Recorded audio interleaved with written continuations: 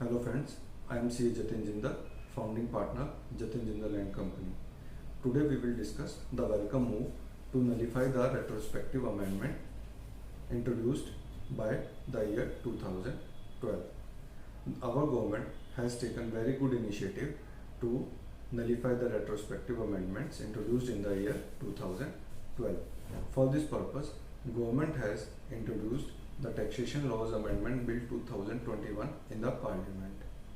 Once the bill is passed by the Parliament and President gives it accents, then it will become the Act.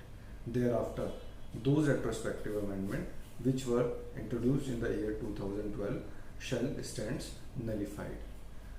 These retrospective amendments were introduced in the year 2012 to tax the gain on transfer of assets situated in India through transfer of shares of a foreign company. These type of transfers are majorly known as indirect transfers. The government has taken this initiative after Income Tax Department lost its case in the international arbitration tribunals. Few foreign courts have also ordered to seize the Indian assets situated in the foreign country. Once the retrospective amendment is nullified, then all the indirect transfers taken before 28th May 2012 shall not be taxed in India. The date of 28th May 2012 has been taken because this is the date on which President gave its assent to the Finance Bill 2012.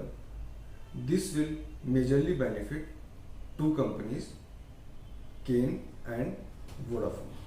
All the assessments which has been framed to tax these indirect transfers shall abate and no tax demand shall be enforced to tax these indirect transfers.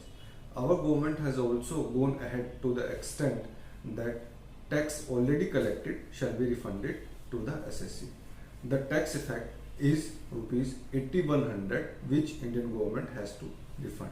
However, our government has explicitly said that no interest or cost shall be paid by the government while doing this refund. To claim this refund, SSC company has to withdraw all its case in the arbitration or any other court, or they have to file a declaration that they will not file any other type of claim to interest or cost in future.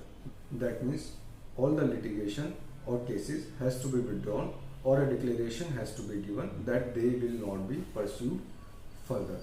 Our Finance Secretary has termed this move that it will promote certainty and predictability in the Indian tax legislature. This withdrawal of retrospective amendment shall also boost the confidence of foreign investors in India. Thank you friends for listening to this video. Please like, share and subscribe.